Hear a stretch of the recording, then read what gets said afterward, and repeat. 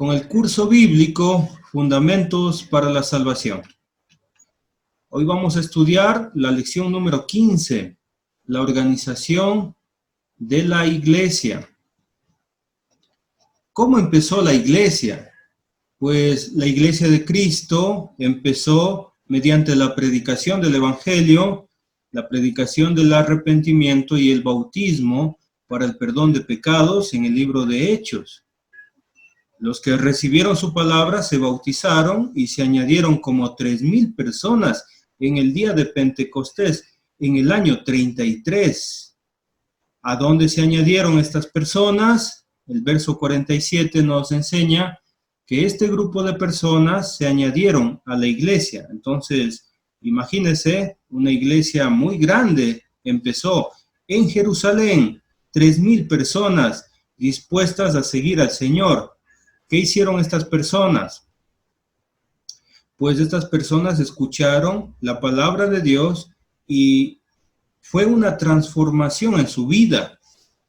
En Lucas capítulo 8, verso 11, nos enseña que la semilla es la palabra de Dios. Es decir, que si nosotros en el año 2020 sembramos la misma semilla que se sembró hace 2000 años, el Evangelio, el arrepentimiento y el bautismo para el perdón de pecados, va a producir los mismos cristianos. Hoy en día podemos ser la misma iglesia de Cristo que hace 2000 años. Es decir, si alguien le pregunta a usted, ¿y cuándo empezó la iglesia de Cristo?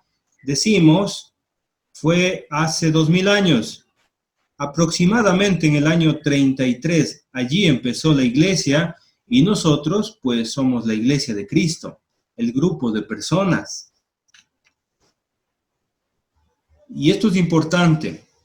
En Hechos 2:42, este grupo de personas dice ahí que perseveraban en la doctrina de los apóstoles. Si miramos la carta a los hermanos en Éfeso, Efesios 2:20 dice que edificados sobre el fundamento de los apóstoles y profetas, siendo la principal piedra del ángulo Jesucristo mismo. Entonces, la iglesia siempre persevera en la doctrina de los apóstoles, ya no en la ley de Moisés, porque eso fue para el pueblo de Israel. Nosotros tenemos en el Nuevo Testamento, pues, la doctrina. Por eso, cuando hablamos de organización, tenemos que abrir el Nuevo Testamento y mirar qué dicen los apóstoles, qué dicen los evangelios acerca de la organización. Jesucristo mismo organizó su iglesia. ¿Puede por favor acompañarme en Efesios capítulo 4, en su Biblia, versículos del 11 en adelante? Vamos a leer primero estos 3 versículos. Muy bien, espero que ya esté con su Biblia, listo ahí con su bolígrafo, su libreta de apuntes para aprender lo que dice el Señor. Dice el apóstol Pablo, y él mismo constituyó, mire, el Señor Jesucristo, a unos apóstoles, a otros profetas. Bueno, los apóstoles y profetas escribieron los evangelios, escribieron las cartas que nosotros tenemos. Ellos ya hicieron su trabajo.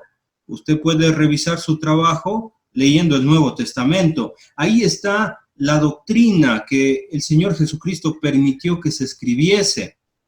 Pero después del punto y coma, aparece ahí un grupo de personas que el Señor constituyó. Usted podrá encontrar, dice, a otros evangelistas. Son aquellos que predican el Evangelio, aquellos que anuncian las buenas nuevas, el arrepentimiento, el reino de Dios. También aparecen ahí a otros pastores. Son aquellos que cuidan la iglesia.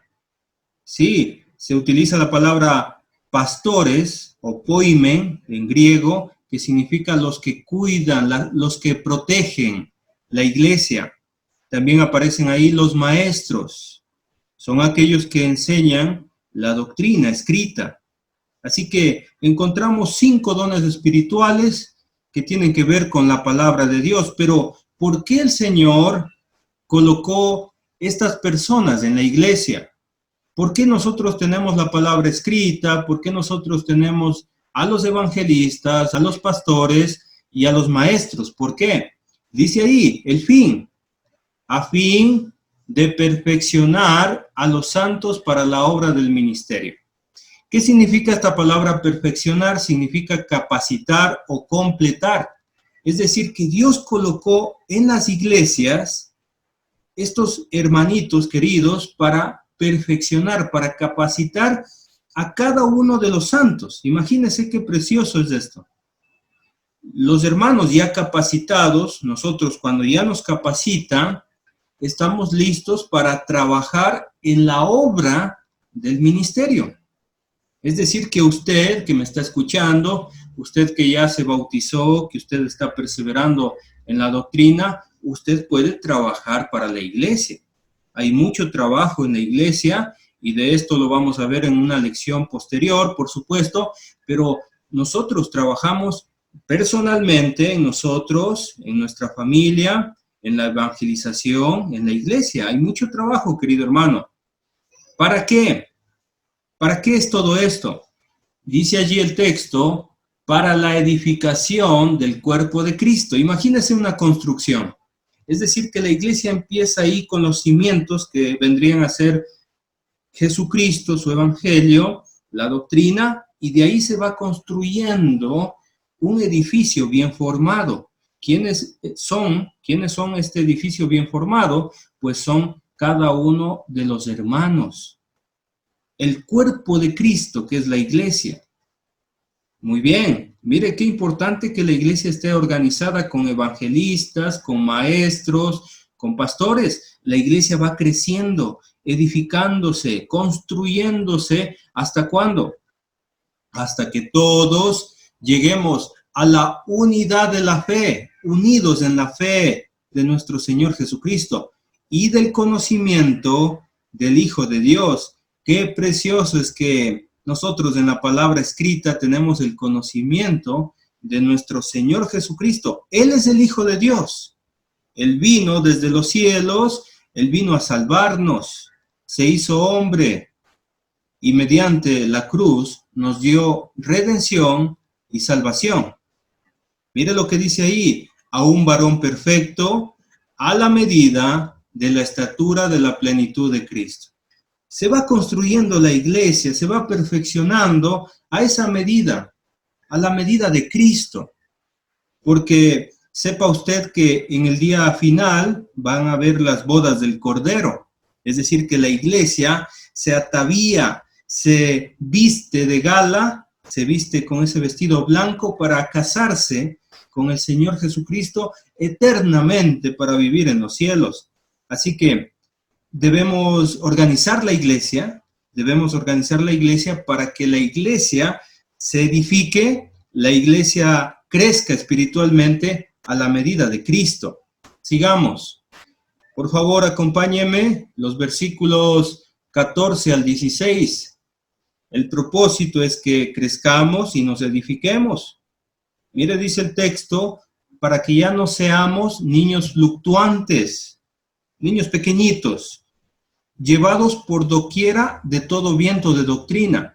Cuando no hay doctrina, cuando no hay conocimiento acerca de la palabra de Dios, de la doctrina de los apóstoles, pues hay una inmadurez. Y una persona que no ha madurado es una persona que no tiene conocimiento bíblico.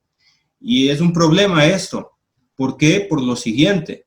Por estratagema de hombres que para engañar emplean con astucia las artimañas del error. Hay muchos engañadores en este mundo, hay falsos profetas, y por eso debemos cuidar a cada uno de los miembros que esté conociendo, que esté aprendiendo la doctrina para que no se deje llevar. ¿Cuál es la solución a la falsa doctrina? ¿Cómo podemos evitar que nuestros hermanos no se confundan con las diferentes doctrinas que aparecen en este mundo? Dice ahí, sino que siguiendo la verdad en amor. Es decir, que mediante la verdad, mediante la palabra verdadera del Evangelio, podemos nosotros solucionar el problema. Por eso, nuestros evangelistas, nuestros maestros, nuestros pastores siempre nos guían en la doctrina correcta. Mira qué importante tener una iglesia organizada, pero ¿cómo debo aprender la verdad? ¿Cómo debo estudiar la verdad?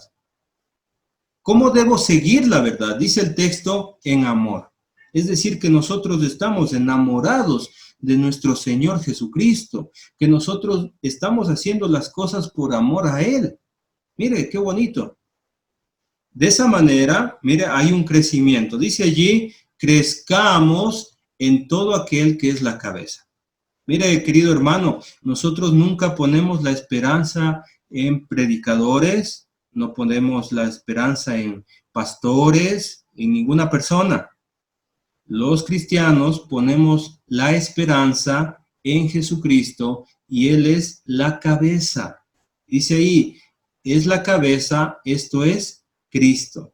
Jesucristo es nuestra autoridad, Jesucristo es nuestra guía, nosotros seguimos a Cristo, de quien todo el cuerpo, hablando de la iglesia, bien concertado y unido entre sí por las coyunturas que se ayudan mutuamente. Mire, esto significa que nosotros los miembros de la iglesia estamos organizados, que nosotros nos llevamos bien, nos ayudamos el uno al otro.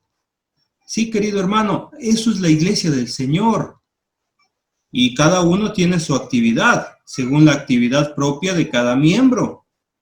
Sí, algún hermano está trabajando en una cosa, el otro hermano está trabajando en otra cosa, y todos sirviendo al mismo Dios, ayudándonos, edificándonos, orando el uno por el otro, teniendo buenas obras de fe, obras de amor el uno por el otro. Recibe su crecimiento para ir edificándose, y otra vez aparece allí la palabra amor, edificándose en amor. Mire, qué precioso, qué bonito cuando una iglesia está organizada.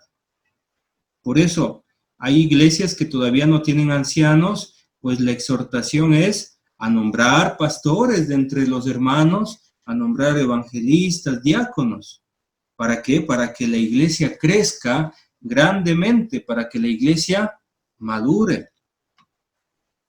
Muy bien, vamos a hablar un poquito de los pastores. A los pastores también se les llama obispos y también ancianos. Así es, querido hermano, mire Hechos capítulo 20, versículos 17. Cuando el apóstol Pablo mandó a llamar a los hermanos de Éfeso, dice allí, enviando pues desde Mileto a Éfeso, hizo llamar a quienes. Ahí menciona los ancianos de la iglesia. Cabe recalcar que cada iglesia tiene una pluralidad de ancianos, es decir, que no es uno solo, sino son algunos. Así se compone la iglesia, de ancianos. Ese es el cuerpo de liderazgo de la iglesia. Hechos capítulo 20, versículo 28 dice, por tanto, mirad por vosotros y por todo el rebaño que el Espíritu Santo os ha puesto por obispos. Mire, el Espíritu Santo mismo coloca en la iglesia aquellos que van a cuidar a la iglesia. En este caso, estos ancianos también son llamados obispos. Sí, querido hermano, y a continuación aparece otra palabra, para apacentar a la iglesia del Señor, la cual Él ganó por su propia sangre. Mucha responsabilidad de los pastores, querido hermano. Los pastores son ancianos, pero también son obispos. Vamos a describir brevemente cada una de estas palabras y vamos a ir al idioma original.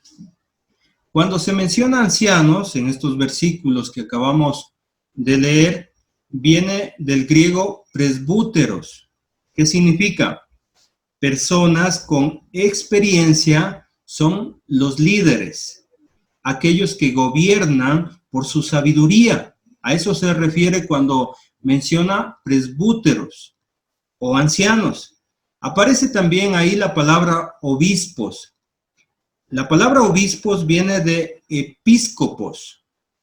¿Qué significa esta palabra? Son los supervisores o los vigilantes de la congregación. Ellos están vigilando que todo esté marchando bien, que se esté predicando la sana doctrina, que todos estemos apacentados. Bueno, de eso también se va a hablar, porque la palabra apacentar viene de poimaino, de poimen. Y poimen, pues en el griego es pastor. Eso significa cuidador de ovejas. Mire, querido hermano, entonces, cuando usted escuche ancianos, pues se está hablando de los obispos y también se está hablando de los pastores. Una sola responsabilidad con diferentes funciones. Funciones de liderar, de gobernar, de supervisar y de cuidar, pues, la iglesia santa, el Señor Jesucristo, la ganó con su propia sangre. En Hechos 14, verso 23, vemos cómo los misioneros de la iglesia en la iglesia primitiva constituyeron ancianos en cada ciudad o en cada iglesia. Dice allí, y constituyeron ancianos en cada iglesia, y habiendo orado con ayunos, los encomendaron al Señor en quien habían creído. Mire, querido hermano, la iglesia debe tener ancianos, ¿sí? Lo hizo la iglesia primitiva y nosotros también debemos hacerlo. Mire, en Hechos capítulo 6, versículos del 1 al 4, dice allí, en aquellos días como crecía el número de los discípulos, ¿se acuerda? Esto es en Jerusalén. Había como 3,000 personas a este punto y había más de 3,000 personas, duplicado, multiplicado, había miles y miles de hermanos y dice allí que hubo murmuración de los griegos contra los hebreos. Bueno, como en toda organización y más que todo, querido hermano, en miles de personas va a haber necesidades y aquí va a aparecer una necesidad de que las viudas de aquellos eran desatendidas en la distribución diaria. Había esta necesidad física. Entonces, ¿qué hicieron los apóstoles? Mire lo que hicieron. Entonces, los 12 convocaron a la multitud de los discípulos y dijeron, no es justo que nosotros dejemos la palabra de Dios para servir a las mesas. Buscad pues, hermanos, de entre vosotros a 7 varones de buen testimonio, llenos del Espíritu Santo y de sabiduría, a quienes encarguemos este trabajo. Entonces aquí podemos notar que se establecieron un grupo de 7 diáconos para la iglesia en Jerusalén. Sí, querido hermano, los diáconos realizan el trabajo físico de la iglesia y es muy importante, hay muchas necesidades, hay muchos ministerios que se establecen por diferentes situaciones que se necesita, queridos hermanos. Ustedes lo saben, hay hermanos que están organizando calendarios, hermanos que están, pues, en la comida, organizando actividades. Y bueno, hay mucho trabajo de logística que lo realizan los diáconos de la iglesia y es necesario diáconos en cada congregación. Cuando habla en Efesios, capítulo 4, de perfeccionar la obra del ministerio, se refiere pues a esto, que el trabajo, el servicio se perfecciona y ahí están los diáconos trabajando. Vamos a describir rápidamente algunos requisitos de los pastores. Usted puede estudiarlo eso en su casita. En 1 de Timoteo capítulo 3 aparecen los requisitos para los pastores. Más abajito están los requisitos para los diáconos. Pero solamente vamos a pasar rapidito los requisitos para que usted lo sepa. En Tito también, en Tito capítulo 1 encontramos los requisitos. Bueno, ahí dice, irreprensible, esposo de una sola mujer, llevar una vida seria, juiciosa y responsable, siempre dispuestos a hospedar gente en su casa, deben ser también aptos para enseñar, no deben ser personas borrachas, no debe ser amigo de peleas o pendenciero. También debe ser bondadoso, pacífico y no ambicioso en cuanto al dinero. Gobernar bien su casa, ¿sí? Para cuidar la iglesia del Señor, dice ahí Timoteo, tener hijos en obediencia y buena conducta. Son requisitos, mire, no debe ser un recién convertido y debe ser respetado por los que no son creyentes. Estos requisitos lo encontramos en 1 de Timoteo, capítulo 3, versículos del 1 al 7. Si usted quiere saber más acerca de estos requisitos, pues tiene que leer Tito capítulo 1 también y analizar todo el pasaje. Le cuento, además de todo esto, estos requisitos no son para descalificar a los hermanos en ninguna manera, sino que son cualidades que se logran a través del tiempo en la iglesia. Los maestros, los predicadores, los evangelistas capacitan a los hermanos para que los hermanos cumplan con la totalidad de estos requisitos, porque cada iglesia necesita pastores. En el Nuevo Testamento encontramos las iglesias organizadas. Y mire, por ejemplo, en Hechos capítulo 21, versículos 17 y 18, cuando vienen Pablo y Bernabé a Jerusalén, o van a Jerusalén, los hermanos los recibieron con gozo. Y al día siguiente, Pablo entró, dice ahí Lucas, con nosotros a ver a Jacobo. ¿Y a quién se hallaron? Mire, y se hallaban reunidos todos los ancianos. En una iglesia de miles de personas, aparecen ahí ese grupo de ancianos, pues preocupados, reunidos en los asuntos de la iglesia. Por eso es importante que cada iglesia tenga ancianos, por el mismo hecho de ser muchos. Imagínense, ¿cuándo se van a poner de acuerdo? Pues unas 5,000, 8,000 personas en aquel tiempo, tal vez mucho más. ¿Cómo van a ponerse de acuerdo tanta gente? Pues Dios estableció en su sabiduría que haya ancianos en cada congregación. En Filipenses capítulo 1, versículo 1, dice el apóstol Pablo, cuando escribe junto con Timoteo a la iglesia en Filipos, les dice lo siguiente, y mire lo que dice: Pablo y Timoteo, siervos de Jesucristo, a todos los santos en Cristo Jesús que están en Filipos. ¿Con quiénes? Con los obispos y diáconos. Usted sabe que cuando se dice obispo, se refiere a los ancianos o los pastores. Entonces, podemos entender de manera resumida que Cristo es la cabeza de la iglesia. Esta es la organización. Cristo es la cabeza de la iglesia. Dios estableció pastores, Dios estableció diáconos para el trabajo, para el servicio. Dios estableció maestros para la enseñanza y Dios estableció evangelistas para ganar almas para el reino de Dios. Pero también la iglesia, mire hermanos, trabajando activamente todo el tiempo, buscando nuevos contactos, mejorando su vida personal, mejorando su familia para crecer juntos espiritualmente, sirviendo el uno al otro. Todo esto basado en la doctrina que Dios nos dejó, en el Evangelio, en la doctrina de los apóstoles y bajo los principios, pues, de toda la Biblia, del Antiguo y Nuevo Testamento.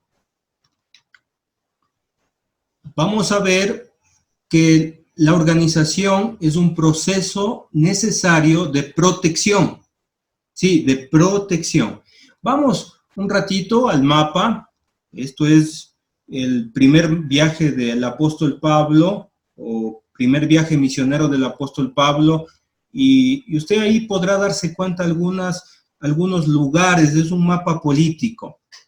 Eso fue el mundo antiguo. Mire, vamos a hablar acerca de la iglesia en Creta. Usted se preguntará, ¿dónde está Creta?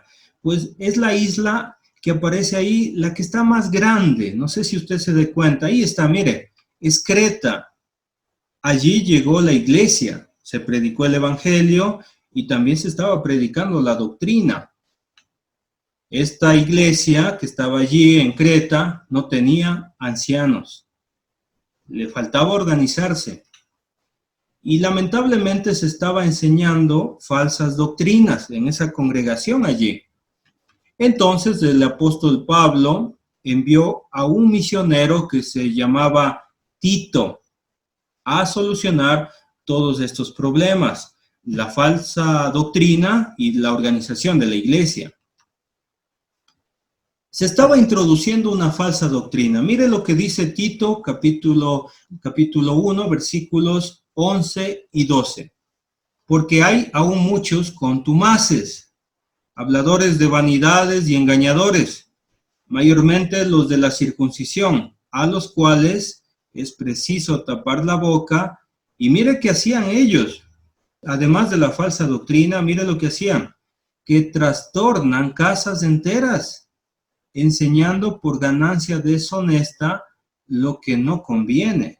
Imagínense, era un gran problema para la iglesia, una doctrina que estaba desviada completamente de la doctrina que el Señor nos mandó. Entonces, pues ahí estaba Tito enviado a solucionar los problemas. Y se preguntará cómo se solucionan esta clase de problemas de la falsa doctrina. Dice Tito 1:14, pues esto hay que hacer, no atendiendo a las fábulas judaicas. Es decir, que no hay que mezclar el judaísmo con el cristianismo. ¿Por qué? Porque son doctrinas distintas. Ni a mandamientos de hombres que apartan de la verdad. Mire, ellos estaban introduciendo doctrinas judaicas y también mandamientos de hombres. Y lo que causa eso en una iglesia es que la iglesia se aparte del verdadero evangelio. Hay que tener mucho cuidado, queridos hermanos. ¿Cómo se soluciona? Bueno, lo vimos que no hay que atender, no hay que fijarse en ese tipo de enseñanzas, pero ¿qué hay que hacer? Capítulo 2, verso 1. Pero tú, Tito, ¿qué debes hacer, Tito? Pero tú habla lo que está de acuerdo con la sana doctrina. ¿Qué se debe predicar en una iglesia con una doctrina mala o una doctrina torcida que no tiene nada que ver con la doctrina de Cristo? Pues hay que hablar la sana doctrina, no se olvide de esto.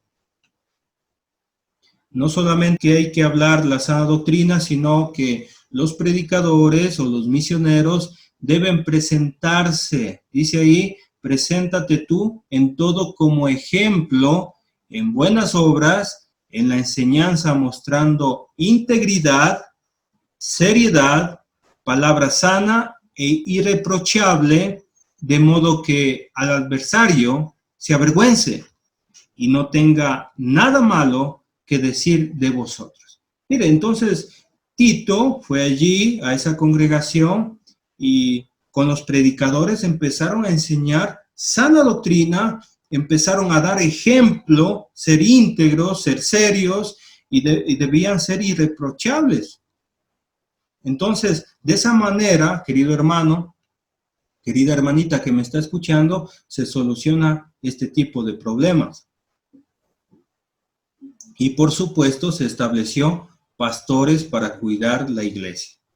Mire, los predicadores corrigiendo las falsas enseñanzas, enseñando la sana doctrina y también estableciendo, pues, pastores o obispos o ancianos, que es lo mismo. Por esta causa, dice Tito 1:5, por esta causa te dejé en Creta. ¿Con qué finalidad?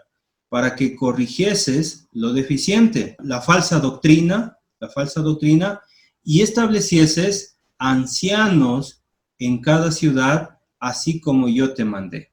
Mire, es una orden del Espíritu Santo, es una orden de Dios. Pablo estaba siendo inspirado por el Espíritu Santo y establecer ancianos en cada ciudad es un mandamiento. Toda iglesia debe organizarse.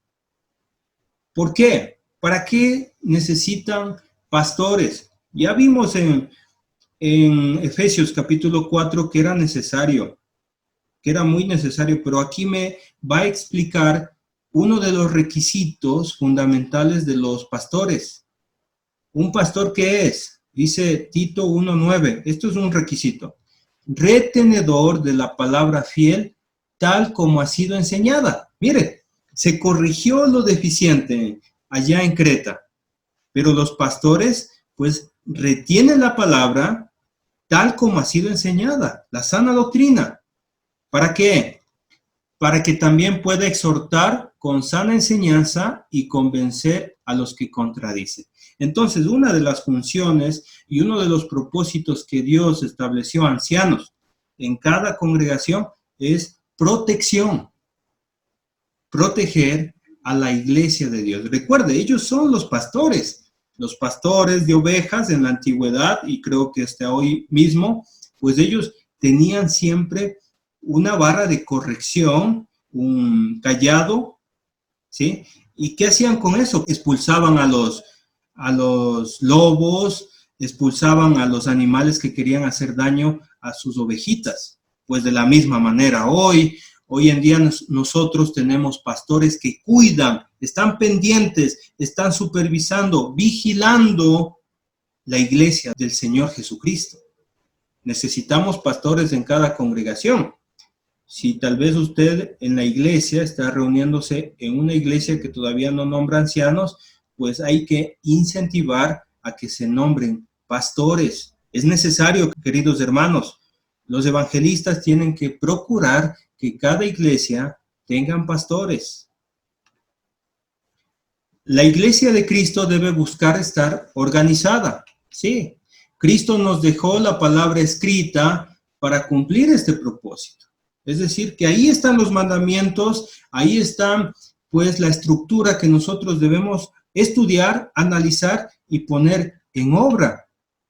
Cuando la iglesia inicia en alguna ciudad o sector, es normal que no tenga pastores, evangelistas y diáconos, pero a medida que pasa el tiempo, se deben nombrar en cada congregación.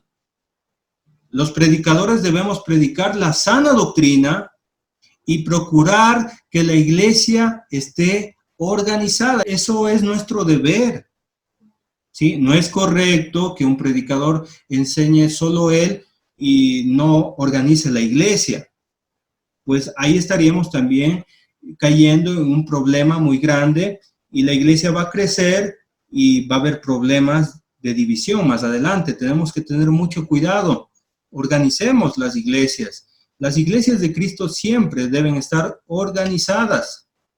Dios coloca pastores, maestros, evangelistas para capacitar a la iglesia, para que la iglesia crezca y se edifique.